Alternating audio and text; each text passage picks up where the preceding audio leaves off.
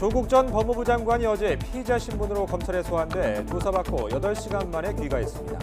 조 전 장관 측은 일일이 답변하고 해명하는 게 구차하다며 진술 거부권을 행사하고 법정에서 진실을 밝히겠다고 설명했습니다.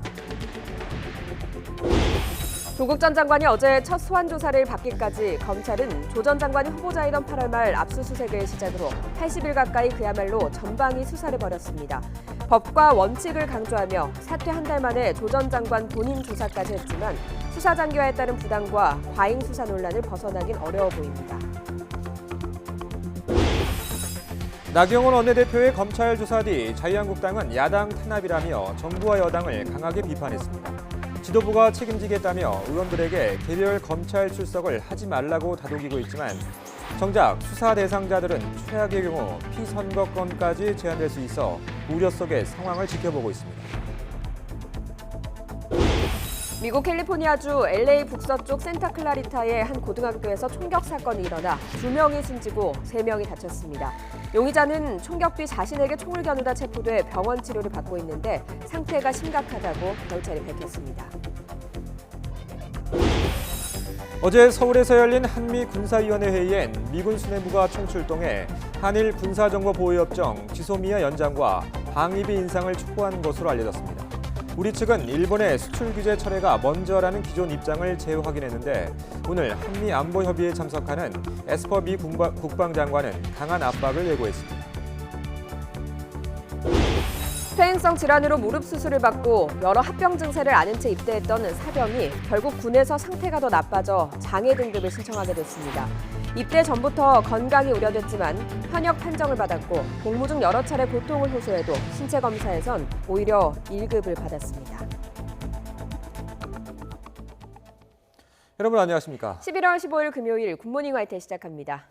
오늘은 전국 대부분 지역에 비나 눈이 내리겠습니다. 서울에서도 오늘 새벽 올가을 첫눈이 관측됐습니다. 자세한 날씨 알아보겠습니다. 권혜인 캐스터. 네, 야외 스튜디오에 나와 있습니다. 네, 오늘 새벽에 서울에 첫눈이 내렸다고요? 네, 그렇습니다. 오늘 새벽 2시 무렵 진눈깨비의 형태로 관측이 됐습니다. 서울의 첫눈은 작년보다는 9일, 평년보다는 6일 빠른 기록입니다. 현재 북서쪽에서 내려오는 비구름대 영향으로 수도권과 강원 북부 지역에는 비가 내리고 있습니다. 이 비는 점차 그 밖에 전국으로 확대될 것으로 보이니까요. 출근길에는 잊지 마시고 우산 챙기시기 바랍니다. 앞으로 예상되는 비의 양은 5mm 안팎으로 많지 않겠습니다. 다만 영서 북부와 강원 북부 지역에는 벼락과 돌풍을 동반하며 요란하게 내리는 곳이 있겠습니다. 경기 동부와 영서에는 1cm, 강원 산간 지역에는 3cm의 눈이 내려 쌓이겠습니다. 오후부터는 미세먼지에 대비하셔야겠습니다. 중국에서 스모그가 유입되기 때문입니다. 중서부 지역을 중심으로 미세먼지 농도가 나쁨 수준까지 치솟겠습니다. 오늘 출근길도 제법 쌀쌀합니다. 현재 서울 기온 5.3도, 대전 0.2도, 대구 영하 1.4도를 보이고 있습니다. 낮부터는 기온이 크게 오르며 추위가 누그러지겠습니다. 서울 14도, 대전 16도, 부산은 17도로 어제보다 6에서 10도가량 높겠습니다. 비는 중부지방은 오늘 오후까지, 남부지방은 내일 새벽까지 이어지겠습니다. 이후 일요일과 월요일 사이에는 전국에 또 한 차례 비 소식이 있습니다. 지금까지 상암동 야외 스튜디오에서 YTN 권혜인입니다. 조국 전 법무부 장관이 어제 피의자 신분으로 소환돼 8시간 만에 귀가했습니다. 조 전 장관은 일일이 답변하고 해명하는 게 구차하다며 진술 거부권을 행사했습니다. 검찰은 조만간 추가 소환할 방침입니다. 전준영 기자가 보도합니다. 조국 전 법무부 장관은 아침 9시 35분쯤 검찰에 출석했습니다. 피의자 신분으로 받게 되는 첫 소환 조사입니다. 조 전 장관은 취재진에게 공개되지 않는 직원 전용 통로로 비공개 소환됐습니다. 검찰은 변호인이 입회한 상태에서 조 전 장관에 대한 조사를 시작했습니다. 자녀 입시 비리와 부인 정경심 교수의 차명 투자 의혹 등에 대해 질문했지만 조 전 장관은 일절 답변하지 않은 것으로 전해졌습니다. 결국 조 전 장관은 조사 시작 8시간 만인 오후 5시 반쯤 조서 열람까지 모두 마치고 귀가했습니다. 변호인단은 조 전 장관이 자신에 대한 혐의 전체가 사실과 다르다고 밝힌 상황에서 검찰 질문에 일일이 답변하고 해명하는 게 구차하고 불필요하다고 판단했다고 밝혔습니다. 이어 검찰이 오랜 기간 수사를 해왔으니 기소 여부를 결정하면 법정에서 모든 것에 대해 시시비비를 가려 진실을 밝히겠다고 설명했습니다. 결국 검찰 수사 79일 만에 이루어진 조 전 장관의 첫 소환 조사는 8시간 만에 별다른 성과 없이 끝났습니다. 검찰은 조 전 장관이 진술을 거부하더라도 추가 소환이 불가피하다고 보고 조만간 다시 불러 조사할 방침입니다. YTN 전준영입니다. 앞서 조국 전 장관의 부인과 동생, 오촌 조카 등은 이미 잇따라 구속되거나 재판에 넘겨졌습니다. 검찰은 진술을 거부하고 있는 조 전 장관을 상대로 구속영장 청구 여부도 신중히 고심할 것으로 보입니다. 신지원 기자입니다. 조국 전 장관 일가 가운데 가장 먼저 구속된 건 검찰 수사를 피해 해외로 도피했던 오촌 조카 조범동 씨입니다.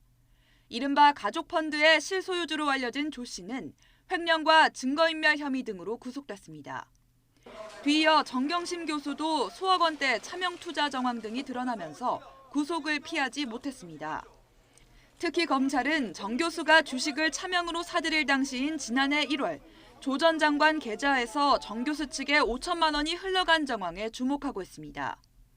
정 교수 공소장에 공직자의 직접 투자 제한을 피하려는 의도를 언급한 만큼 조 전 장관의 공직자윤리법 위반 등 공범 여부를 따질 것으로 보입니다. 배우자에게 이미 10억 가까이 돈이 있는데 5천만 원을 따로 송금한다는 것은 어떤 목적이 있는 누군가의 돈이 꼬리표를 달고 가지 않았나 이렇게 추정됩니다. 검찰은 동생의 구속 사유가 된 웅동학원 관련 비리 혐의에 조 전 장관이 관여했을 가능성도 의심하고 있습니다. 절대 그런 일 없습니다. 저희 형님하고는 절대 그런 일 없습니다. 형님은 학교 내려온 적도 거의 없으신 분이고 자꾸 그렇게 몰아가시는데 전혀 관련이 없습니다.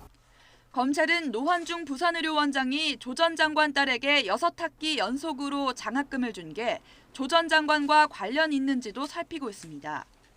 장학금을 지급한 시기와 조 전 장관이 청와대 민정수석으로 재직한 시기가 일부 겹치는 만큼 검찰은 대가성 여부를 확인할 것으로 보입니다. 성적이 나빴기 때문에 주는 면학장학금으로 장학회차에서 밝힌 바 있습니다. 이걸 받게 됐다는 그 자체만으로 제가 불찰이 크다고 생각하고 있습니다.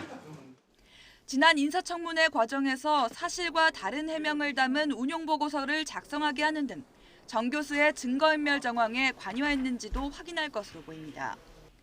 대부분 의혹에 대해 조 전 장관이 몰랐다는 취지로 부인해온 만큼 검찰은 그동안 확보한 물증과 진술을 토대로 신병 처리 방향을 정할 전망입니다.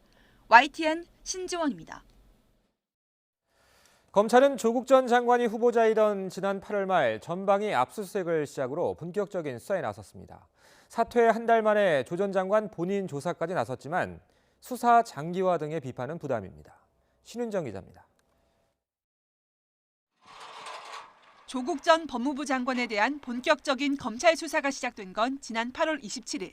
서울중앙지검 특수부수사팀을 대거 투입해 30여 곳에 대한 전방위 압수수색에 나섭니다. 인사청문회를 앞두고 검찰 수사가 개시되어서 좀 당황스럽습니다. 인사청문회 당일에도 검찰은 예상을 뒤엎고 부인 정경심 교수를 표창장 위조 혐의로 기소했습니다. 장관 임명 이후에도 검찰은 고삐를 늦추지 않았습니다. 입시 의혹의 당사자인 딸과 아들이 검찰에 잇따라 불려나왔고 조 전 장관 일가가 투자한 사모펀드 운용사를 실질 운영한 오촌 조카 조범동 씨는 자본시장법 위반 등으로 구속됐습니다. 헌정사상 처음 현직 법무부 장관 자택을 대상으로 한 압수수색도 파장이 컸습니다. 11시간에 걸친 이례적 수색에 과잉 수사 논란으로 번졌습니다. 강제 수사를 경험한 국민들의 심정을 절실하게 느끼고 있습니다. 조국 전 장관 이슈가 전국을 뒤덮은 가운데 지난달 3일 의혹의 중심에 선 정 교수가 비공개 소환됐습니다. 조 전 장관 부부의 자산관리인은 유튜브 생방송을 통해 정 교수가 오촌 조카에게 속은 것이라며 반박하기도 했습니다. 강도를 높이는 수사와 커지는 의혹 속에 조 전 장관은 취임 35일 만에 전격 사퇴했습니다. 국민 여러분께 죄송하고 송구하고 감사하고 고맙습니다. 저는 이제 한 명의 시민으로 돌아갑니다. 2달간 7차례 모두 비공개로 소환됐던 부인 정경심 교수는 검찰의 구속영장 청구로 처음으로 모습을 나타냈습니다. 국민 앞에 서서는데 심경 한 말씀 부탁드리겠습니다. 재판에 성실히 임하겠습니다. 정 교수 측은 건강 문제 등을 강조하며 불구속 수사를 주장했지만 결국 영장이 발부됐고 한 차례 영장이 기각됐던 조 전 장관 동생도 구속을 피하지 못했습니다. 정 교수는 금융실명법 위반 등 14개 혐의가 추가돼 재판에 다시 넘겨졌습니다. 이제 검찰 수사는 종착점인 조 전 장관을 향하고 있습니다. YTN 신윤정입니다. 조국 전 장관이 검찰에 출석한 날 집권 여당인 더불어민주당은 법무부를 국회로 불러서 검찰개혁 속도가 더디다고 몰아세웠습니다. 조 전 장관 일가 수사에 국민적 비판이 많았다고도 했는데 야당은 정부 여당의 자석을 촉구했습니다. 조은지 기자입니다. 특별수사부 명칭을 폐지하고 부서를 축소합니다. 공수처 도입, 검경수사권 조정 입법을 위해서 할 수 있는 모든 일을 다하겠습니다. 조국 전 법무부 장관은 무슨 일이 있어도 끝을 봐야 한다며 검찰개혁안을 발표했습니다. 발표 2시간 뒤 돌연 장관직에서 물러났습니다. 이로부터 꼭 한 달 뒤 더불어민주당은 법무부를 국회로 불러 개혁에 속도를 내라고 채찍질했습니다. 검찰개혁은 이미 시위를 떠난 화살과 같습니다. 돌이킬 수도 없고 또 방향을 바꿀 수도 속도를 늦출 수도 없습니다. 말 그대로 돌아오지 않는 화살이 되어야 합니다. 직접 수사부서 37개를 추가로 줄이고 수사 내용을 미리 장관에 보고하도록 하는 등 검찰의 힘을 빼는 다양한 장치도 논의했습니다. 사실상 정권 실세에 대한 수사는 불가능한 거 아닙니까? 사전 보고하게 됩니다. 절대 검사들이 그런 노력들을 간과하지 않을 거다. 한국당은 당장 청와대 입맛에 맞춘 검찰 압박과 수사 무력화를 검찰개혁으로 포장한다고 지적했고 바른미래당은 검찰의 수족을 자르는 외압이라고 비판했습니다. 검찰개혁안을 둘러싼 여야 공방은 조국 전 장관 소환으로 옮겨붙었습니다. 일단 겉으로는 모두 엄정 수사를 외치는 모습이지만 방향이 완전히 다릅니다. 여당은 객관적인 수사를 강조하며 조국 전 장관은 무관하다는 데 방점을 찍지만 보수 야당은 조 전 장관의 연루 가능성을 제기하며 철저한 수사를 촉구했습니다. 그동안 조국과 그 가족들을 수사하는 그 내용들이 상당히 과도한 면이 있었던 것이 아닌가라고 하는 비판들이 있기 때문에 진실에 기초해서 수사했으면 좋겠다. 유명 인사를 또 비공개로 소환할 수 있게 하는 인권 그 보장 그 지침이 검찰개혁 1호 명령이었고 아이러니컬하게도 그 첫 번째 수혜자가 본인이라는 거. 법무부 장관이 없는 상황에서 검찰개혁의 속도를 기대하는 건 사실 무리입니다. 여기에 조국 전 장관의 수사 상황 또 신병 처리 수위에 따라 검찰개혁 진정성을 둘러싼 여야 공방은 더 가열될 수밖에 없습니다. YTN 조은지입니다. 국회 신속 처리한 건 패스트트랙 충돌 사건과 관련해서 이틀 전엔 자유한국당 나경원 원내대표가 검찰에 출석했었죠. 지도부가 책임지겠다는 입장이지만 정작 수사 대상인 의원들은 최악의 경우 피선거권까지 제한될 수 있는 만큼 마음을 졸이고 있는 분위기입니다. 우철희 기자입니다. 검찰 조사를 받고 난 뒤 나경원 원내대표 본인은 물론 황교안 대표까지 나서서 문재인 정권을 강력 규탄했습니다. 야당 탄압에 말할 수 없는 분노를 느낀다면서 당당히 맞서 싸우겠다고 결연한 의지를 드러냈습니다.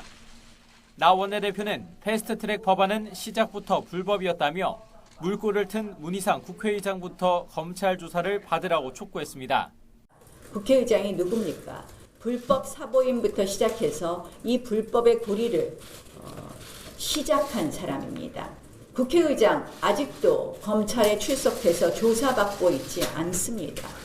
다시 한번 유감임을 말씀드리면서 겉으론 강경 기류지만 사실 한국당의 속내는 복잡합니다. 일단 지도부는 모든 책임을 떠안을 테니 수사 대상 의원들은 조사에 응하지 말라고 당부하면서 뒤숭숭한 분위기를 다독이고 있습니다. 내가 모든 것을 책임질 테니까 다른 분들은 나오지 않는 것이 좋겠다. 이렇게 당부를 한 바가 있습니다. 이런 부분들에 대해서 의원들이 또 지혜로운 판단을 하리라고 생각합니다. 하지만 지도부 방침과는 달리 직접 검찰에 나가 입장을 소명하겠다는 의원도 적지 않습니다. 수사 대상에 오른 의원들 가운데 국회 선진화법 위반 혐의로 고발된 경우 500만 원 이상의 벌금형이 확정되기만 해도 바로 의원직을 잃을 수 있기 때문입니다.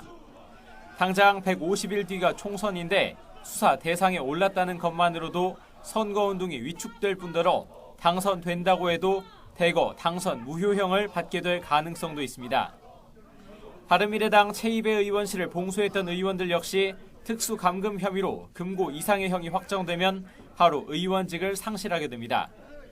검찰이 전면에 나섰던 의원들에 대해 본보기로 기소할 수 있을 거란 전망도 분위기를 무겁게 하고 있습니다. 소속 의원들의 불안을 다스리기 위한 카드였던 공천 가산점제가 여론의 문매로 없던 일이 된 상황에서 한국당 지도부는 위기를 넘기기 위한 뾰족한 대안을 찾는 데 고심하고 있습니다. YTN 우철입니다.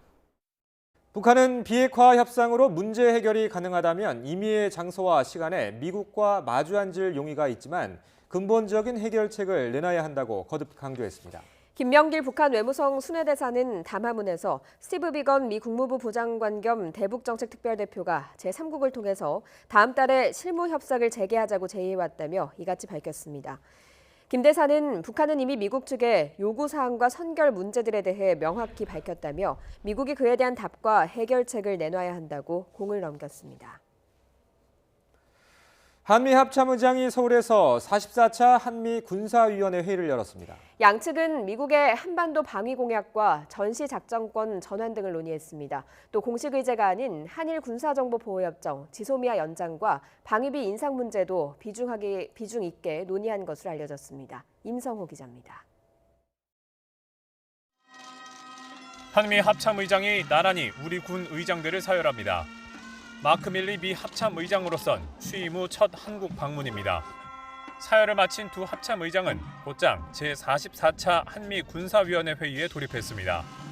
우리 측에선 박한기 합참의장과 합참전략기획본부장 등이 참석했고 미 측에선 밀리 합참의장과 필립 데이비슨 인도 태평양 사령관, 에이브럼스 한미연합사 겸 주한 미군 사령관 등 미군 수뇌부가 총 출동했습니다. 합참은 이번 회의에서 한반도와 동북아 지역 안보 상황과 한미동맹의 연합 방위태세 강화 방안을 논의했다고 밝혔습니다. 또 전시작전 통제권 기본 운용 능력 검증 결과를 확인하고 효율적인 전자권 전환 방안에 대해서도 논의했다고 설명했습니다. 밀리 의장은 한반도 방위 공약을 재확인했지만 이를 위해 한일 군사정보보호협정, 지소미아 연장과 방위비 인상도 촉구한 것으로 알려졌습니다. 우리 측은 그러나 일본의 수출 규제 철회가 먼저라는 기존 입장을 재확인한 것으로 보입니다. 일본이 부당한 보복 조치를 철회하고 양국 간 우호 관계가 회복될 경우 지소미아를 포함한 여러 조치들이 재검토될 수 있을 것입니다. 이런 가운데 오늘 한미 안보협의회에 참석하는 마크 에스퍼 미 국방장관이 지소미아 연장과 방위비 분담금 대폭 증액을 다시 강조하면서 거센 압박을 예고했습니다. YTN 임성호입니다. 문재인 대통령은 오늘 오후 마크 에스퍼 미 국방장관과 마크 밀리 미 합참의장을 청와대에서 접견하고 오는 20일 자정으로 종료되는 한일 군사정보보호협정, 지소미아와 방위비 분담금 협상에 대해 논의할 전망입니다. 문 대통령은 일본이 수출 규제 조치에 대해 태도 변화를 보인다면 지소미아 종료 결정을 바꿀 수 있다는 입장을 밝히고 방위비 분담금에 대해서는 합리적으로 협상해야 한다는 생각을 분명하게 제시할 것으로 보입니다. 북한 선원 2명 강제 송환 사건에 대해 자유한국당이 국정조사를 추진하기로 했습니다. 나경원 원내대표는 당내 북한 선원 강제 북송 전담팀 첫 회의를 열고 상임위 차원에서 진실을 파악하기엔 한계가 있어 국정조사를 통해 확인하겠다고 밝혔습니다. 또 명백한 귀순 의사 표시에도 탈북자가 강제 북송된 것은 국제법 등의 위반 소지가 있다면서 송환 결정을 누가 했는지 확인하고 책임을 묻겠다고 말했습니다. 바른미래당 오신환 원내대표는 문재인 정부가 비인도적으로 탈북 주민들을 강제 북송해놓고 본인들 의사에 따른 것이라는 거짓말을 해서 충격을 주고 있다고 비판했습니다.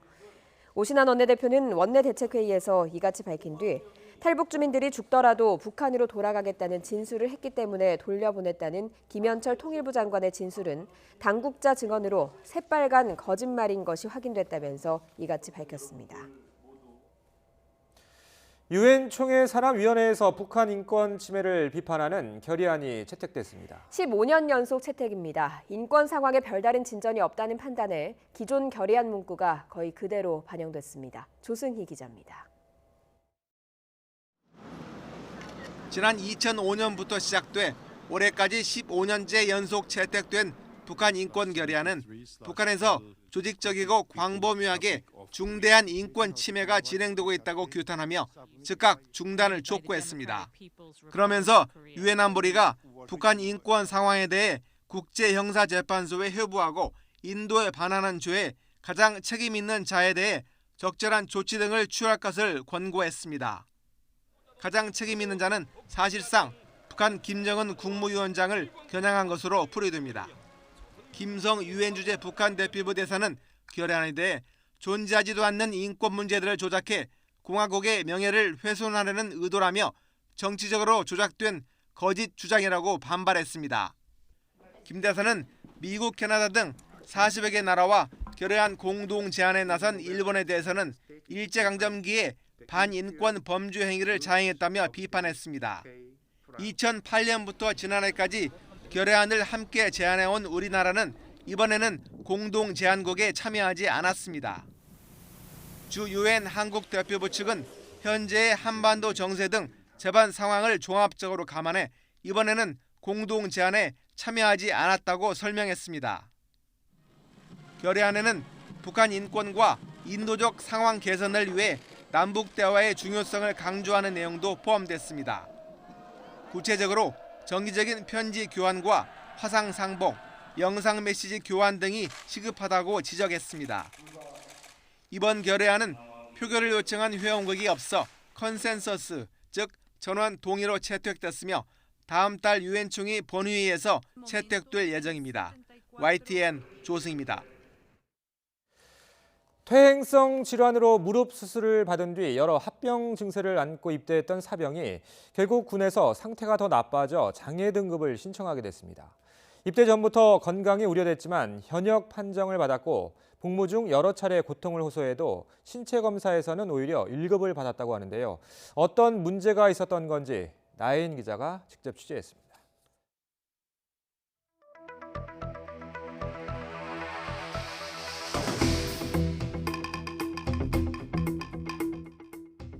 고등학교 때 무릎 연골의 갑작스러운 퇴행 증세로 수술을 받았던 이모 씨는 지난 2017년 입대를 앞두고 걱정이 많았습니다. 웬만해서는 같이 앉는 게 좋다고 하셔가지고 제 상황을 고려해보면은 나는 못해도 4급 정도는 희망을 했었는데 원래 건강이 좋지 않았던 데다 수술 뒤 여러 합병 증세도 있었지만 2차례 신체 검사에서 모두 3급 현역 판정을 받았습니다. 현행 군 신체검사 규정상 여러 질환이 있더라도 가장 낮은 등급 하나만 고려해 복무 여부를 정하기 때문입니다. 다리가 부어 운동 능력에 제한이 예상되는 구획증후군 소견도 있었지만 판정 기준표에 해당 질환이 없다는 이유로 받아들여지지 않았습니다. 보안부의 그 훈령에 들어가지 않는다고 엑스레이도 보이지도 않고 심지어 MRI도 찍히지 않으니까 이거는 뭐 줄 수가 없다. 훈련을 받으며 통증이 심해진 이 씨는 입대 6개월 만에 상태가 악화해 군병원에서 다시 신체 검사를 받았지만 되레 가장 건강한 1급을 받았습니다. 역시 연골이 붓는 추벽 증후군 등 합병 증세로 일상생활이 어렵다는 민간병원에 소견을 제출했지만 판정 기준표에 해당 질환이 없으면 인정할 수 없다는 겁니다. 자기네들도 황당하대요. 이 급수가 이 몸 갖고 나올 수가 없는데 어떻게 1급이 나는지. 병무청과 국방부는 병역 회피 우려 때문에 신체 검사를 엄격하게 할 수밖에 없다고 말합니다. 기준이 일단 우선돼야 되거든요. 일반 의사의 그 소견을 참고는 할 수는 있어요. 근데 그거에 기속당하진 않거든요. 구속을 돼버리면 오히려 더 큰 문제가 되겠죠. 이 씨는 결국 1년을 복무하는 동안 다리 상태가 도저히 군 생활을 이어갈 수 없을 정도로 나빠지고 나서야 사회복무요원으로 전환됐습니다. 그리고 사회복무요원까지 모두 마친 지금은 제대로 걷기 어려울 정도여서 장애 등급을 신청할 상황에 처했습니다. 왼쪽만 그러니까 오다리처럼 이렇게 휘어져 있다고 하셔가지고 이 부분에 대해서는 어떻게 할 방법이 없다. 군대에 갔던 거에 대해서 많이 놀라셨죠. 왜냐하면 갈 수 없는데 갔다고 하니까. 의료 전문가들은 각 질병별로만 등급을 매겨 병역 면제 여부를 판단하는 규정이 문제라고 지적합니다.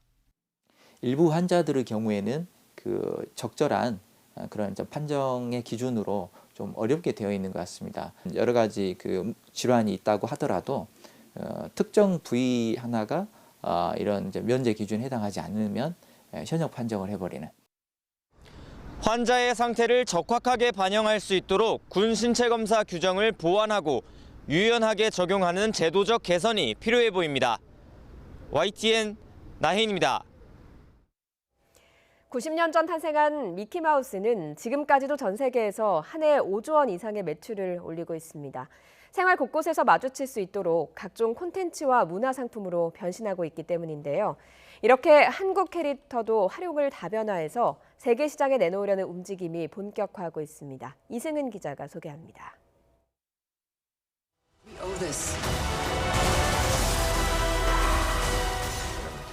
지구촌이 열광하는 영화 어벤져스 시리즈. 시작은 80년 전 마블의 만화였습니다. 주인공들이 만화책을 벗어나 다양한 콘텐츠와 상품 속에서 활약하면서 파산위기 마블을 구하고 미국 콘텐츠 산업을 주도하고 있습니다. 한국 캐릭터 산업 규모는 세계 15위권, 매출액 12조 원으로 10년 만에 2배 이상 커지면서 다양한 부가가치 창출에 나섰습니다. 국내 최대 게임 전시회인 지스타에는 게임 업체뿐만 아니라 캐릭터 등 각종 지적 재산을 가진 중소업체들이 정부 지원으로 참여해 다양한 변신을 타진하고 있습니다. 단지 그냥 보기만 하는 콘텐츠에서 직접 하는 콘텐츠로 바꾸는 그런 의미가 하나가 생긴 거고요. 또 그렇게 해서 한국이 갖고 있는 강점인 게임 콘텐츠를 글로벌로 내서 글로벌 유저들하고 같이 즐길 수 있는 그런 방법이 되는 것 같습니다. 한국 캐릭터 산업의 연간 수출액은 6억 6천만 달러. 특히 최근 5년간 연평균 증가율이 10%가 넘고 있습니다. Character design, the visual design of the IPs, and they all have a very good background story. So they are pretty popular in Asia, especially. 정부에서는 좋은 콘텐츠를 갖고 있는 중소기업을 국내외 시장에 적극적으로 소개를 하고 그리고 시장 진출을 도우면서 한국 콘텐츠의 시장 확대와 글로벌 성공 모델을 만들려고 합니다. 다양한 모습으로 활용되면서 많은 부가가치와 고용 창출이 가능한 캐릭터 산업. 3년 뒤 380조 규모로 성장할 것으로 예상되는 글로벌 시장에서 한국 기업의 도전이 기대됩니다. YTN 이승은입니다. 어제 치러진 수능은 수학이 변수가 될 것으로 보이는데 전문가들은 각 대학의 영역별 반영 비율과 점수 편차 등을 최우선으로 고려한 세밀한 준비를 강조하고 있습니다. 가채점 결과와 입시 업체가 제공하는 등급 컷을 참고로 수능 최저학력 충족 여부를 살펴 논술 전형 응시 여부를 먼저 결정하는 게 중요합니다. 미국의 스티븐 비건 대북 특별대표가 북한에 다음 달 협상하자는 제안을 했고 북한은 마주 앉을 용의가 있다고 북한 김명길 순회대사가 담화에서 밝혔습니다.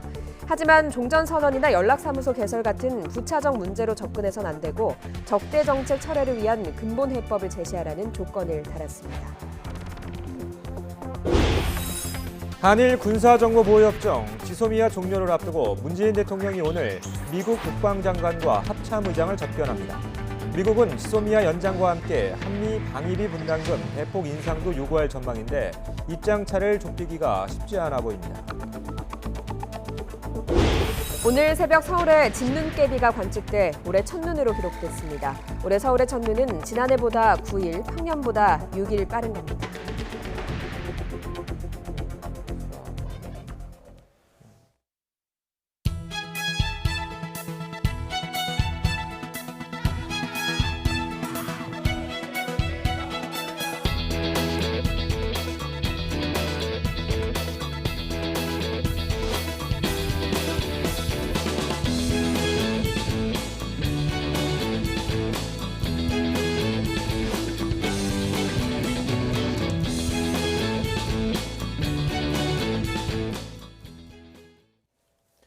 어제 치러진 대학 수학력 시험에선 수학 영역이 최대 변수가 될 전망입니다. 전문가들은 각 대학의 영역별 반영 비율과 점수 편차 등을 최우선으로 고려한 세밀한 입시 전략을 조언했습니다. 권호진 기자입니다. 수학나 나영이 가장 어려웠던 것 같고요. 그래도 국어랑 사탐 같은 경우는 그래도 작년에 비해서 많이 괜찮았던 것 같아서 좀 작년에 비해서는 국어는 평했고 수학은 수학이 조금 어려웠던 것 같고 수험생들의 반응도 입시 전문가들의 평가와 별반 다르지 않았습니다. 1교시 국어 영역이 불순응이었던 작년보다 쉬워 무난하게 출발했지만 대체로 수학에서 다소 흔들렸습니다. 특히 수학 나영이 어렵게 출제돼 인문계열 수험생들이 많이 당황했습니다. 따라서 수학이 입시에서 최대 변수가 될 전망입니다. 입시 전문가들은 각 대학의 영역별 반영 비율과 점수 편차 등을 최우선으로 고려한 세밀한 입시 전략이 요구된다고 강조합니다. 과목 간의 불균형이 심한 학생들은 표준 점수를 적용한 대학이 굉장히 유리할 수가 있습니다. 반대로 과목 간의 어떤 그 편차가 별로 없는 학생들은 백분위 점수를 반영하는 대학이 유리할 수도 있습니다. 가채점 결과와 입시 업체들이 제공하는 등급 컷을 참고해 수능 최저학력 충족 여부를 살펴 논술 전형 응시 여부를 먼저 결정하는 게 중요합니다. 수험생 스스로 수능 최저학력 기준에 미달했다고 속단하고 논술을 포기하는 일이 없도록 해야 한다고 입시 전문가들은 지적합니다. YTN 근호진입니다. 수능 시험을 마친 수험생과 학부모들은 홀가분한 기분이겠죠. 어제 시험을 마치고 나온 학생들 표정, 다양한 표정 김대현 기자가 담았습니다. 아이를 고사장으로 들여보낸 부모의 발걸음은 쉽사리 떨어지지 않습니다. 두 손을 꼭 모은 채 잠긴 문틈 사이로 기도가 닿길 간절히 바라봅니다. 오늘은 하루 종일 기도하는 마음으로 보내야 될 것 같아요. 바로 교회 가서 기도하고. 굳게 닫혀있던 교문이 열리고 수험생들이 하나 둘 모습을 드러냅니다. 시험을 마치고 나오는 아들을 발견한 어머니는 한달음에 달려가 어깨를 토닥입니다.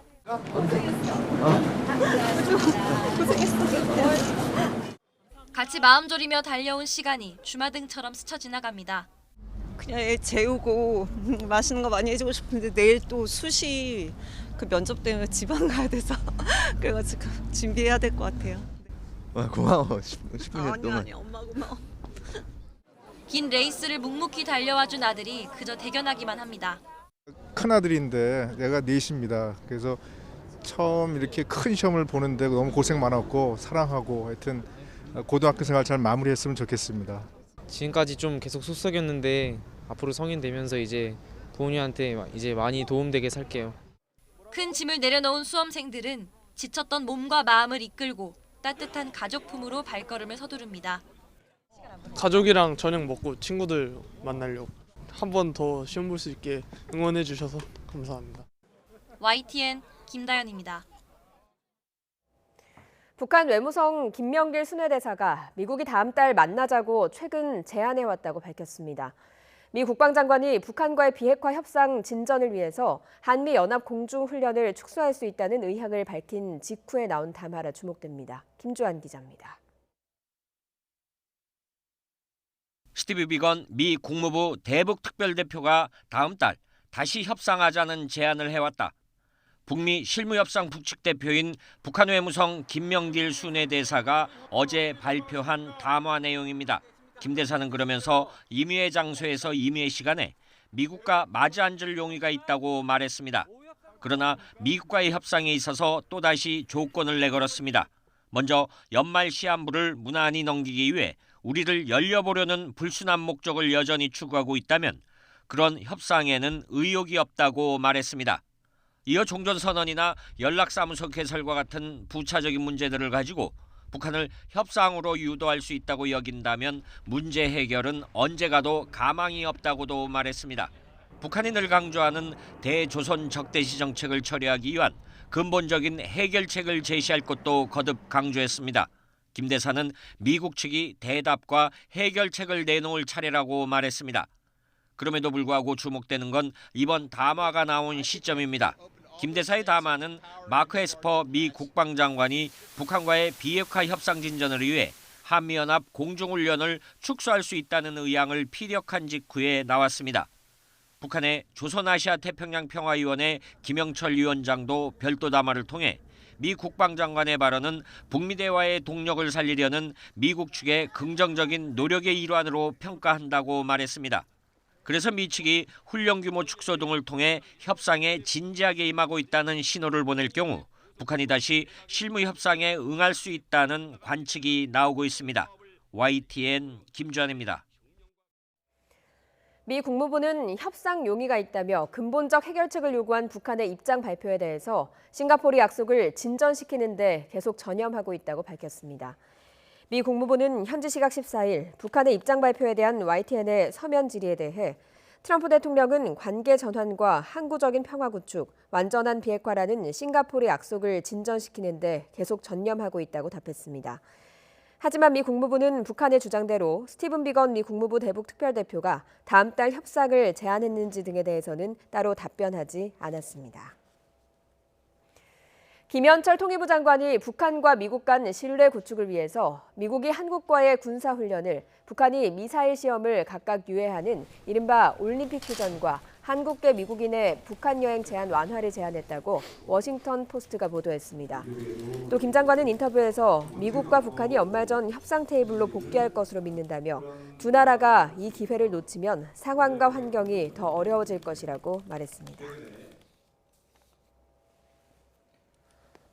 한일 군사정보보호협정 지소미아 종료를 앞두고 문재인 대통령이 오늘 오후 청와대에서 미 국방장관과 합참의장을 접견합니다. 지소미아 연장과 함께 한미 방위비 분담금의 대폭 인상도 요구할 전망인데 미국과 우리나라의 입장 차이를 좁히기가 쉽지 않아 보입니다. 신호 기자가 취재했습니다. 문재인 대통령이 마크 에스퍼 미 국방장관과 마크 밀리 미 합참의장을 청와대에서 만납니다. 오는 22일까지만 효력이 있는 한일 군사정보보호협정 지소미아 관련 논의가 핵심이 될 전망입니다. 에스퍼 장관은 우리나라로 오는 비행기 안에서도 지소미아가 유지돼야 한다면서 한일 간의 논쟁이 북한과 중국을 도울 뿐이라고 압박해왔습니다. 문 대통령은 지소미아 종료 결정을 하게 된 배경을 들면서 수출 규제에 대한 일본의 태도 변화가 우선이라는 점을 분명히 밝힐 것으로 예상됩니다. 한일 양국이 해법을 찾을 때까지 종료 효력을 몇 개월 늦추는 이른바 연기론에 대해서도 그것 역시 변칙일 뿐이기 때문에 선택지가 아니라는 것이 청와대 판단입니다.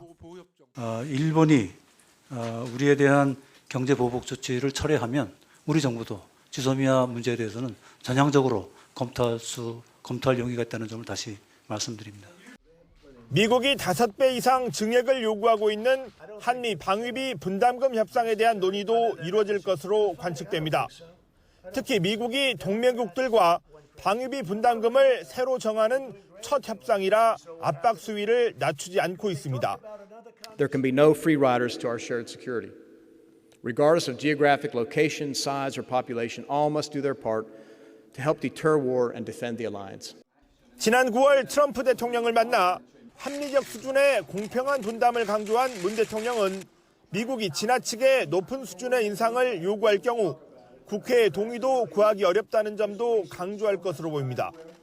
이해할 수 없는 협상을 체결할 경우 대한민국 국회는 해당 협정을 비준하고 집행하며 예산을 심히 확장하는 과정에서 우리 국방위를 비롯한 모든 동료원들과 함께 국회의 역할을 다할 것이다.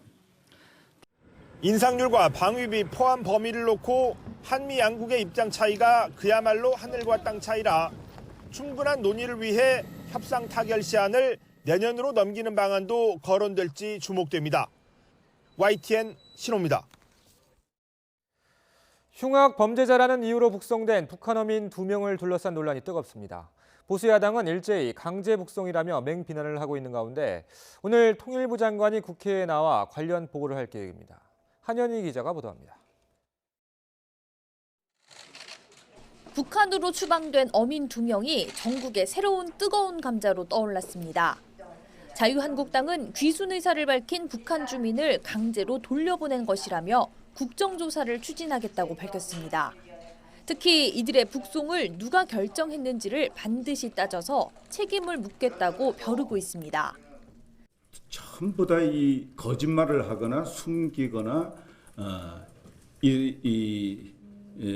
북한 주민들이 대한민국에 귀순했다는 사실을 은폐하고 김현철 통일부 장관이 국회에 나와 위증을 했는지 여부도 쟁점입니다. 김 장관은 신문 과정에서 북한 어민들이 죽더라도 조국으로 돌아가겠다는 진술을 분명히 했다고 말했지만 이 진술은 이들이 남한으로 오기 전 했던 말이라고 통일부 당국자가 뒤늦게 밝힌 겁니다. 본인이 장관으로 있는 통일부의 당국자 증언으로 새빨간 거짓말임이 확인됐습니다. 명백하게 귀순 의사를 밝힌 북한 주민들을 누가 언제 어떤 경로로 그리고 도대체 왜 북한으로 돌려보냈는지 또 선원 2명이 16명을 살해하는 것이 가능하냐는 의구심과 목선 안에서 발견된 노트북 등의 물건에 대한 명확한 설명을 요구했습니다. 이처럼 야당이 일제히 들고 일어나면서 오늘 국회 외교통일위원회는 김 장관을 불러 긴급 현안 보고를 받기로 했습니다. 보수야당은 청와대가 북한 정권의 눈치를 보느라 북한 주민의 인권은 외면하고 있다고 강하게 비판하고 있는 가운데 상임위 차원에서 의혹이 해소될 수 있을지 주목됩니다. YTN 한현입니다. 네, 오늘 새벽 서울에는 올가을 첫눈이 관측됐습니다. 비와 눈이 섞여 내리는 진눈깨비 형태로 약하게 내렸는데요. 올해 서울 첫눈은 작년보다 9일이 빠른 기록입니다. 지금은 기온이 오르면서 비의 형태로 내리고 있습니다. 서울과 경기 북부, 영서지방을 중심으로 비가 오고 있는데요. 수도권과 영서지방의 비는 오후부터 차차 그치겠고요. 전북과 경북 지역은 저녁 무렵부터 비가 시작되겠습니다. 비의 양은 5mm로 많지 않겠지만 경기 북부와 영서 북부 지역은 벼락과 돌풍을 동반하면서 요란스레 내리기도 하겠습니다. 아침까지 경기 동부와 영서에는 1cm, 강원 산간에는 최고 3cm의 눈이 내려 쌓이는 곳도 있겠습니다. 오늘은 낮부터 추위가 누그러집니다. 서울 낮 기온 14도로 아침보다 기온이 10도가량 크게 오르겠고요. 오후부터 중국발 스모그가 유입되면서 수도권과 충남 지방은 미세먼지 농도가 높아질 수 있겠습니다. 토요일인 내일은 새벽까지 충청과 남부 일부 지방에 비가 오겠고요. 일요일에는 오후부터 전국에 비가 오겠습니다. 날씨 정보였습니다.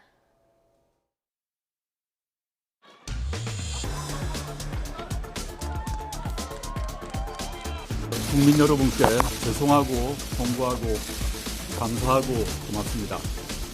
저는 이제 한 명의 시민으로 돌아갑니다.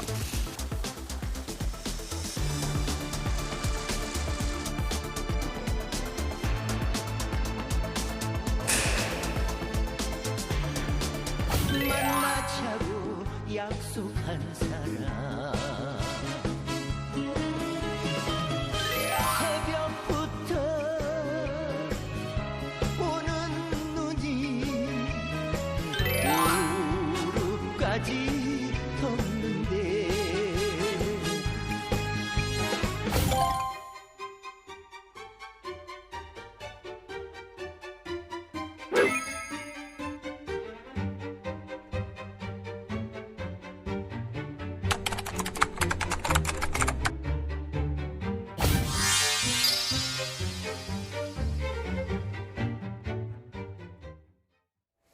조국 전 법무부 장관이 본인과 가족 관련 의혹에 대한 검찰 첫 조사에서 진술 거부권을 행사하고 8시간 만에 귀가했습니다. 변호인단은 조 전 장관이 어제 오후 5시 반쯤 검찰 조사와 조서 열람까지 모두 마치고 귀가했다고 밝혔습니다. 조국 전 장관 소환은 검찰이 지난 8월 말 조 전 장관 일가 의혹에 대해 본격적인 수사에 나선 지 79일 만으로 지난달 14일 조 전 장관이 사퇴한 지 한 달 만에 이뤄진 겁니다. 검찰은 지난 11일 추가 기소된 정 교수의 공소장에 조 전 장관을 공범으로 기재하진 않았지만 이름을 11번 언급하는 등 정 교수와 공모를 의심하고 있습니다. 조 전 장관은 언론에 노출되지 않도록 별도의 통로로 출석했습니다. 검찰의 공개 소환 전면 폐지 조치를 적용받는 첫 번째 사례로 남게 됐습니다. 또 검찰 조사 내내 진술 거부권 같은 헌법에 보장된 권리를 적극적으로 행사하면서 전직 법무부 수장으로 공적 책임보다 피해자로서 방어에 주력한다는 해석이 나오고 있습니다. 박서경 기자입니다. 법무부 수장으로 검찰개혁을 이끌던 조국 전 법무부 장관. 국민 여러분께 죄송하고 송구하고 감사하고 고맙습니다. 저는 이제 한 명의 시민으로 돌아갑니다. 사퇴한 지 한 달 만에 피의자 신분으로 검찰에 나왔지만 조 전 장관의 모습은 볼 수 없었습니다. 취재진이 기다리는 검찰청사 정문이 아닌 지하주차장 직원 전용 통로를 이용해 비공개로 출석했기 때문입니다. 검찰을 지휘했던 전직 법무부 장관으로 포토라인에 서서 입장을 전할 거라는 예상이 많았지만 모두 빗나갔습니다. 꽃을 들고 기다렸던 조 전 장관 지지자도 아쉬운 발걸음을 돌려야 했습니다. 결국 조 전 장관은 대검찰청이 지난달 4일 결정한 공개소환 전면 폐지 1호 사례가 됐습니다. 공개소환 전면 폐지는 문재인 대통령의 인권수사 강조에 따라 대검찰청이 내놨던 자체 검찰개혁 방안입니다. 조 전 장관 역시 장관 재직 시절부터 공개소환 폐지에 목소리를 내며 관련 규칙 제정을 추진했습니다. 조 전 장관은 검사의 피의자 신문 초반부터 줄곧 진술 거부권을 적극적으로 행사했습니다. 검찰이 사모펀드 투자나 입시비리 등 정 교수와의 공모 혐의에 대해 캐물었지만 침묵으로 일관한 겁니다. 관련 증거가 광범위하게 수집된 만큼 섣불리 진술을 내놓기보다는 묵비권을 행사하고 법원에서 유무죄를 다투겠다는 전략을 택한 것으로 풀이됩니다. 비공개 소환부터 진술 거부권 행사까지 공인의 정치적인 책임보다는 개별 피의자로서의 인권을 선택한 것이라는 평가도 나옵니다. YTN 박서경입니다. 검찰은 첫 소환 조사에서 진술 거부권을 행사한 조 전 장관을 조만간 다시 불러서 조사하기로 했습니다. 서울중앙지법 반부패 수사 2부는 조 전 장관과 관련한 혐의 내용이 방대한 만큼 추가 조사가 불가피하다고 보고 조만간 다시 부를 방침입니다. 진중권 동양대 교수가 조국 전 법무부 장관 임명에 대한 의견 차이로 정의당에 탈당계를 냈다고 배경을 밝혔습니다. 진 교수는 어제 서울대학교 사범대학에서 열린 강좌에서 애초 이야기와 달리 정의당이 조 전 장관 임명에 찬성하겠다고 밝혀 황당해서 탈당을 생각했다고 말했습니다. 진 교수는 또 조 전 장관의 아들이 자신의 강의를 들었다고 감상문을 올렸지만 아이디는 정경심 교수의 것이었다며 감상문의 내용을 보니 자신은 그런 강의를 한 적이 없었다고 폭로하기도 했습니다. 5명의 사상자가 발생한 국방과학연구소 폭발 사고를 수사하고 있는 경찰이 사고 현장 CCTV를 확보했습니다. 대전지방경찰청은 국방과학연구소로부터 제출받은 CCTV 영상을 통해 폭발 전 상황을 살펴보고 있다고 밝혔습니다. 경찰은 이번 사고의 원인을 파악하기 위해 국가수와 소방 등과 함께 합동 감식도 진행했습니다. 국방과학연구소 사고는 이번이 처음이 아닙니다. 국방무기를 생산하는 곳에서 인명 피해가 이어지면서 안전조치가 충분하지 않다는 지적이 나오고 있습니다. 이상공 기자입니다. 5명의 사상자가 발생한 국방과학연구소 실험실 폭발 사고. 연료가 높게 추진체에 설계된 대로 들어가는지 확인하는 실험이 진행 중이었습니다. 연구원들은 폭발 사고를 막을 만한 보호장구 없이 평상복 차림으로 실험을 진행한 것으로 드러났습니다. 통상적인 그런 보호 조치가 필요 없는 간단한 시험으로 알고 진행이 되었는데 어떤 이유에서든 예기치 못한 그런 사고가 좀 일어나게 된 부분입니다. 인화성 물질인 니트로메탄을 다루는 과정이었기 때문에 충분한 안전 조치가 필요했다는 지적이 나왔습니다. 아주 약한 점화원만 있어도 터질 수 있는 상황이기 때문에 위험하지 않는 공정이 아니라 가장 위험한 공정이라고 보시면 될 것 같습니다. 정전기도 있을 수 있고 마찰도 있을 수 있고. 앞서 인근에 있는 무기 제조업체인 한화대전사업장에서도 2차례 폭발 사고가 발생해 8명이 숨졌습니다. 당시에도 위험물질을 다루는 상황이었지만 폭발 사고에 대한 대비는 충분하지 않았습니다. 그런 위험 요소가 상존하죠. 하나에서 났던 사고도 나중에 보고서를 보니까는 굉장히 예외적인 상황에서 떠난 것 같더라고요. 무기 제조 시설의 경우 필연적으로 인화성 물질을 다루기 때문에 어떤 공정이든 폭발 사고 위험이 도사리고 있습니다. 하지만 최근 잇따른 사고를 볼 때 위험에 걸맞게 안전대책을 갖추고 있는지 의문이 들 수밖에 없습니다. 국방과학연구소는 폭발 현장이 국가보안시설이라는 이유로 언론에 공개하지 않고 있습니다. YTN 이상군입니다. 포항에 규모 5.4의 지진이 난 지 벌써 2년이 됐지만 여전히 변하지 않은 모습과 답보 상태에 있는 지진특별법 소식 어제 전해드렸죠. 지진 피해 중심인 흥해 지역 주민들은 지금 어떻게 지내고 있을까요? 이윤재 기자가 만났습니다. 지진이 포항을 덮친 이후 집을 떠난 A씨. 임시 대피소인 체육관에서 생활한 지 꼬박 2년이 됐습니다. 체육관 한쪽에서 화초에 물을 주는 게 이제는 익숙하기까지 합니다. A씨 같은 이재민 200여 명, 96가구는 아직도 체육관에서 생활하고 있습니다. 다만 이 가운데 3분의 2 정도는 이제 LH 임대주택으로 거처를 옮깁니다.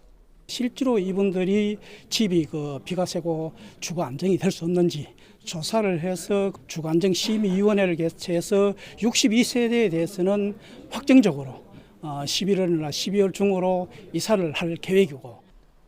하지만 포항시가 내놓은 지원책이 못마땅한 이재민도 있습니다. 30여 가구는 차디찬 체육관 바닥에서 세 번째 겨울을 맞을 처지입니다. 현행법이든지 자꾸 30년 전에 지침 적용해갖고 안전하다 하는데 억울한 측면이 상당히 많잖아요. 가마 잘 사는 동네 집 다 이렇게 못 살게 만드는 자체가. 포항시도 계속 노력하겠다는 말을 반복하지만 뾰족한 수를 찾지 못하고 있습니다. 이미 LH 임대주택에 입주했던 800여 가구 주민도 불안합니다. 임시 거주기간 2년이 임박했기 때문입니다. 380여 가구는 임대주택 거주기간을 2년 더 늘리기로 했지만 420여 가구는 지원이 끝났습니다.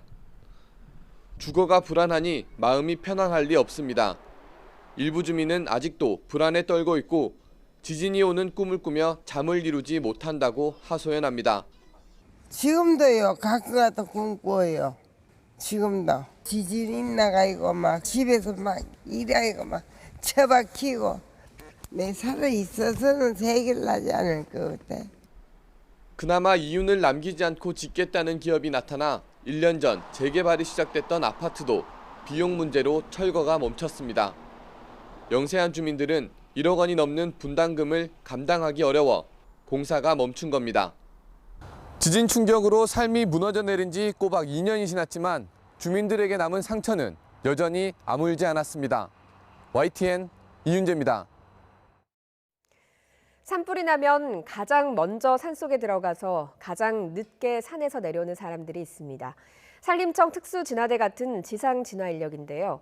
이들이 한데 모여서 산불 진화 경연 대회를 열었습니다. 지환 기자가 다녀왔습니다. 올 초 동해안 산불 당시 SNS에 올라온 시커먼 마스크가 화제였습니다. 마스크의 주인은 산불재난 특수진화대원, 산불 현장에서 맨몸으로 사투를 벌인 숨은 영웅이었습니다. 초기에 얼마만큼 불을 잘 잡아주느냐가 산불의 크기를 좌우하기도 하고 실제로 산속에서 가장 보이지 않는 곳에서 고생하시는 분들입니다. 전국 산림청 특수진화대와 지상진화 인력이 서로의 기량을 겨루기 위해 한자리에 모였습니다. 팀을 이루어 신속히 산에 올라가 물을 공급하는 게 핵심입니다. 특수진화대는 산불이 나거나 잔불 정리를 할 때 실제 현장에 들어가서 진화를 하는 그런 전문 인력입니다. 그러다 보니까 진화대 훈련의 시작은 이렇게 직접 등짐을 메고 소방호스를 끌면서 경사 높은 산길을 올라가는 것부터 시작합니다. 경연과 훈련은 실제 산불 발생 당시 이루어지는 진화 방식과 똑같이 진행됐습니다. 호스와 펌프를 설치하고 산길 1km를 헤집은 뒤 물을 담기까지 20분이 채 걸리지 않았습니다. 일단 올라갈 때 힘든 생각은 사실 없습니다. 올라갈 때는. 무슨 생각으로 갔어요? 빨리 꺼야 돼. 빨리 꺼야 됐다는 그 생각을 하는 거지 힘들거나 그런 건 없습니다. 경연 대회에서는 현장 진화 인력을 위해 개발한 특수 차량도 선보였습니다. 남은 과제는 이제 이들에 대한 처우와 인력 증원입니다. 전국 곳곳 400여 명에 불과한 진화대원들은 여전히 여름 2달 빼고 1년에 10달만 일하는 일당 10만 원 기간제 노동자. 만성적 고용 불안을 해소하기 위해 내년부터 정부는 단계적인 절차를 거쳐 이들을 정규직으로 전환할 예정입니다. YTN 지환입니다. 대규모 원금 손실을 빚은 해외금리 연계 파생결합펀드 DLF 사태를 계기로 금융당국이 제도 개선 방안을 내놨습니다.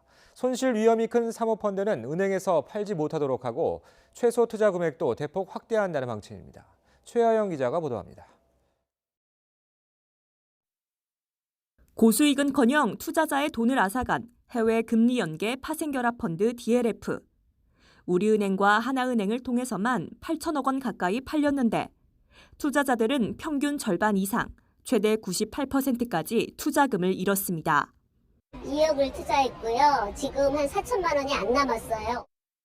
원금 손실 한 번이라도 있으면 제가 이 나이에, 제가 65이에요.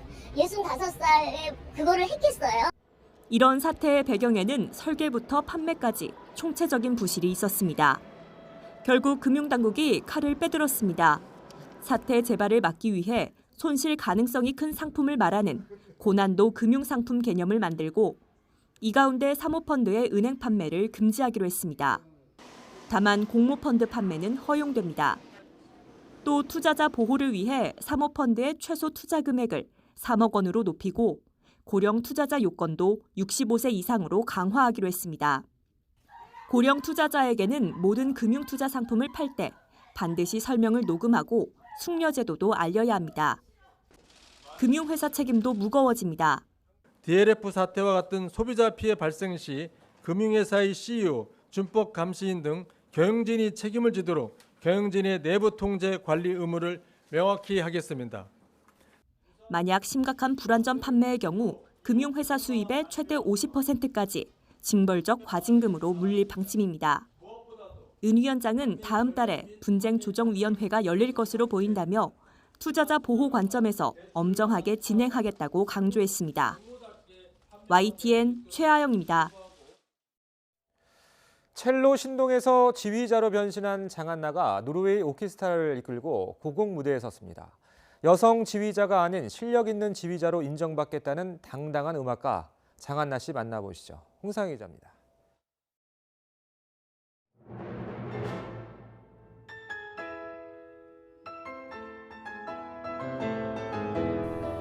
혼신의 힘을 담은 손끝으로 엄청난 에너지를 뿜어냅니다.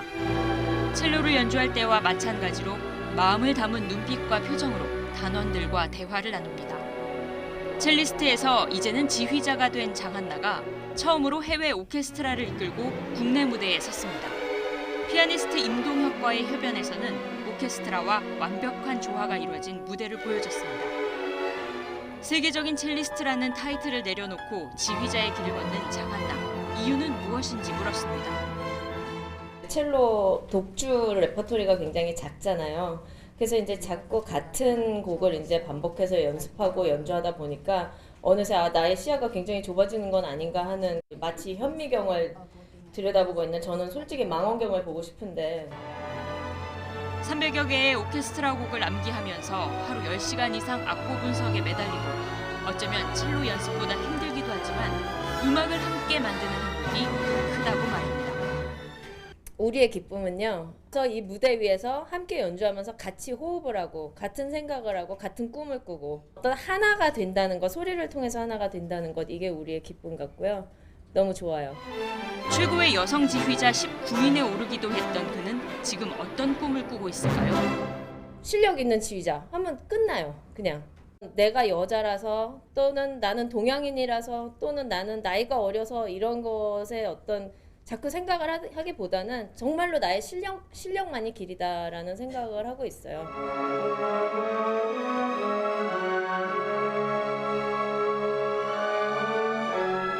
데뷔 25주년, 지휘자로 인생 2막을 열어가고 있지만 그래도 언젠가 첫사랑인 첼로 연주로 다시 무대에 서고 싶다는 바람도 잊지 않았습니다.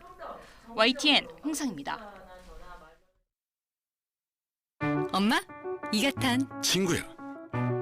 아버님, 이가탄. 많은 분들이 이가탄을 복용하고 계십니다. 잇몸병엔 이가탄. 효과도 만족도 역시 이가탄입니다. 아시죠? 이가탄.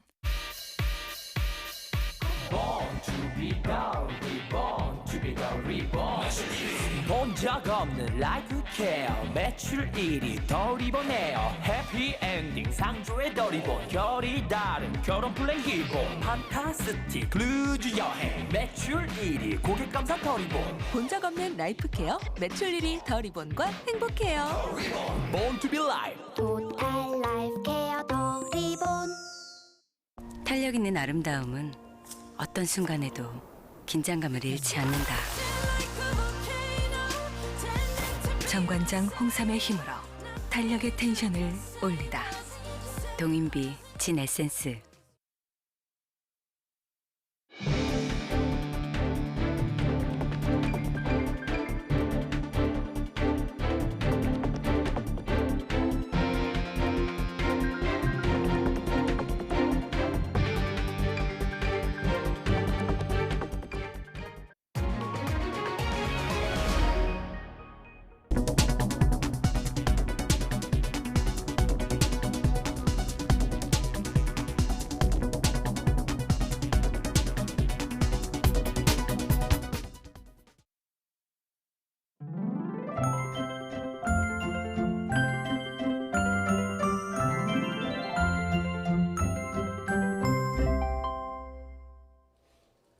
네, 오늘 새벽 서울에는 올가을 첫눈이 관측됐습니다. 비와 눈이 섞여 내리는 진눈깨비 형태로 약하게 내렸는데요.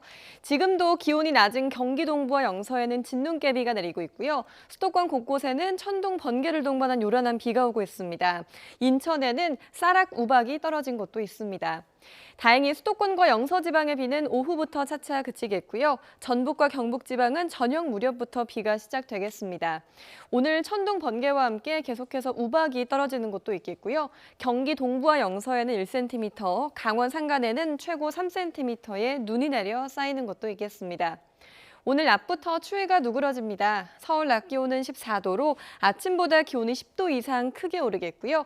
오후부터 중국발 스모그가 유입되면서 수도권과 충남 지방은 미세먼지 농도가 높아질 수 있겠습니다. 낮 기온은 어제보다 6도에서 10도가량이 높겠습니다. 서울 14도, 청주 15도, 광주와 부산 17도가 예상됩니다. 토요일은 내일 새벽까지 충청과 남부 일부 지방에 비가 온 뒤 낮에는 구름만 많겠고요. 일요일 오후에는 또다시 전국에 비가 오겠습니다. 날씨 정보였습니다. 굿모닝 YTN 2부 잠시 후에 이어집니다.